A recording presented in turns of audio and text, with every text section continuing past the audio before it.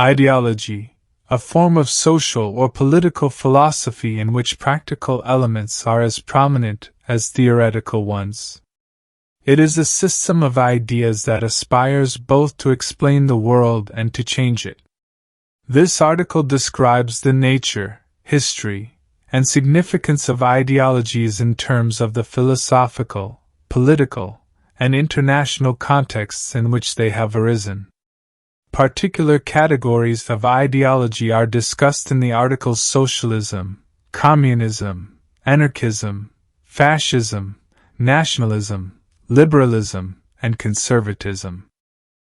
The word first made its appearance in French as ideology at the time of the French Revolution, when it was introduced by a philosopher A.L.C. Destutt de Tracy, as a short name for what he called his science of ideas, which he claimed to have adapted from the epistemology of the philosophers John Locke and Étienne Benoît de Condillac, for whom all human knowledge was knowledge of ideas. The fact is, however, that he owed rather more to the English philosopher Francis Bacon, whom he revered no less than did the earlier French philosophers of the Enlightenment. It was Bacon who had proclaimed that the destiny of science was not only to enlarge human knowledge but also to improve the life of men on earth. And it was this same union of the programmatic with the intellectual that distinguished Destutt de Tracy's ideology from those theories, systems, or philosophies that were essentially explanatory. The science of ideas was a science with a mission. It aimed at serving people, even saving them, by ridding their minds of prejudice and preparing them for the sovereignty of reason. Destutt de Tracy and his fellow ideologues devised a system of national education that they believed would transform France into a rational and scientific society. Their teaching combined a fervent belief in individual liberty with an elaborate program of state planning, and for a short time under the Directory, 1795–99, it became the official doctrine of the French Republic. Napoleon at first supported Destutt de Tracy and his friends, but he soon turned against them, and in December 1812 he even went so far as to attribute blame for France's military defeats to the influence of the ideologues, of whom he spoke with scorn. Thus ideology has been from its inception a word with a marked emotive content, though Destutt de Tracy presumably had intended it to be a dry, technical term. Such was his own passionate attachment to the science of ideas, and such was the high moral worth and purpose he assigned to it, that the word ideology was bound to possess for him a strongly laudatory character.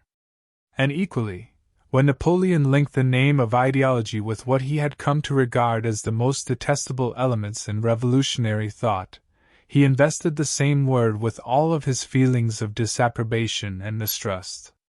Ideology was, from this time on, to play this double role of a term both laudatory and abusive not only in French but also in German, English, Italian, and all the other languages of the world into which it was either translated or transliterated. Some historians of philosophy have called the 19th century the age of ideology, not because the word itself was then so widely used, but because so much of the thought of the time can be distinguished from that prevailing in the previous centuries by features that would now be called ideological. Even so, there is a limit to the extent to which one can speak today of an agreed use of the word. The subject of ideology is a controversial one, and it is arguable that at least some part of this controversy derives from disagreement as to the definition of the word ideology. One can, however, discern both a strict and a loose way of using it.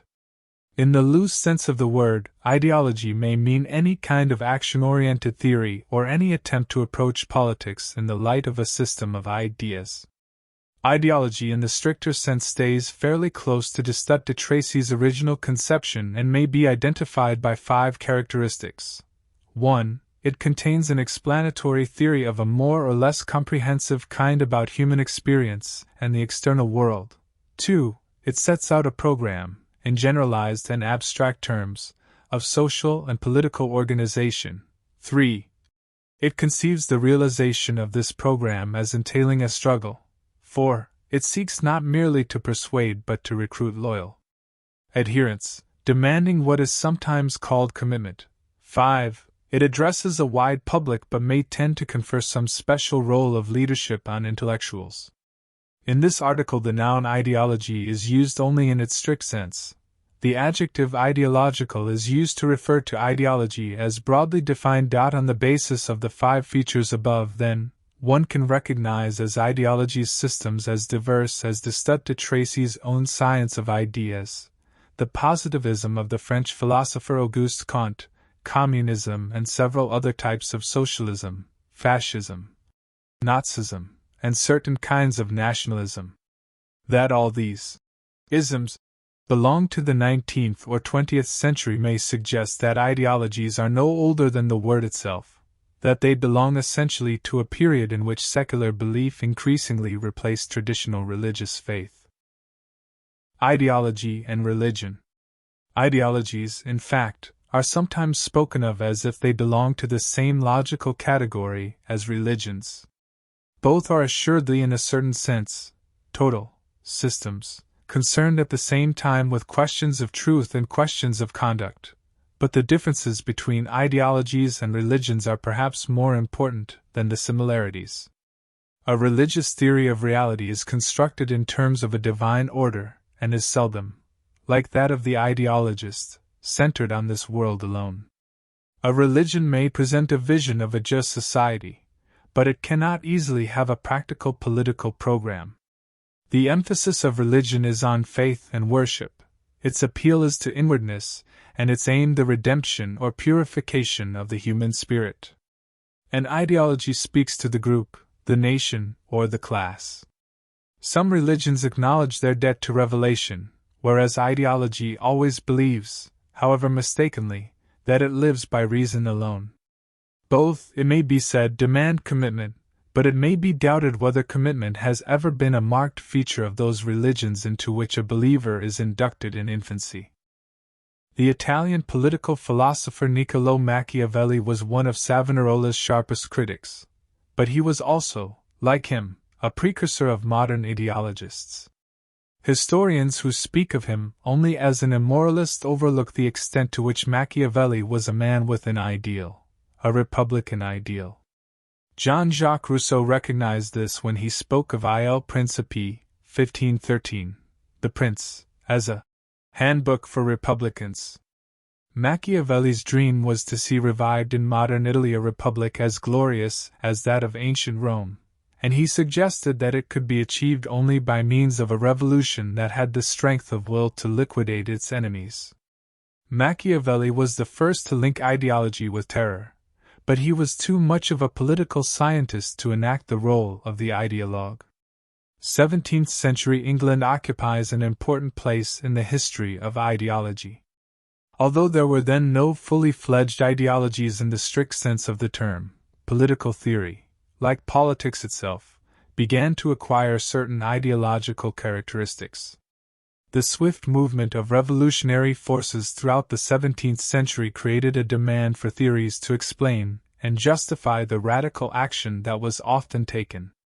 Locke's 2 treatises of government, 1690, is an outstanding example of literature written to justify individual rights against absolutism. This growth of abstract theory in the 17th century, this increasing tendency to construct systems and discuss politics in terms of principles, marks the emergence of the ideological style. In political conversation generally, it was accompanied by a growing use of concepts such as right and liberty, ideals in terms of which actual policies were judged. It has been said that ideology transformed international relations in the 20th century, in appearance at least. Earlier centuries experienced dynastic wars, national, civil, and imperial wars, and diplomacy designed to further national security or national expansion or to promote mutual advantages and general peace. Such factors, indeed, appeared to govern international relations until recent times. International relations during most of the 20th century were seemingly dominated by the exigencies of isms. Wars were fought, alliances were made, and treaties were signed because of ideological considerations. The balance of power in the world was a balance weighted by ideological commitment. The Communist bloc confronted the Free Peoples, and in the Third World, emergent nations cultivated a nationalist, anti-colonialist ideology in their search for identity and their efforts to achieve modernity. But this is not to assert that ideological wars, or ideological diplomacy, were entirely new. What became the most conspicuous element in 20th century international relations, so conspicuous that other elements were often entirely ignored, was present, to a lesser degree, in earlier international relations. It is necessary here to distinguish between the actual events of history and the interpretations that are put on history, for some events lend themselves more readily than others to an ideological interpretation. The ideological perspective became increasingly significant as the general public came to play a role in considering questions of war and peace. When questions of defense and diplomacy were settled by kings and their ministers and wars were fought by professional soldiers and sailors, the public was not expected to have any opinion about international relations, and in such a situation there was little place for ideology.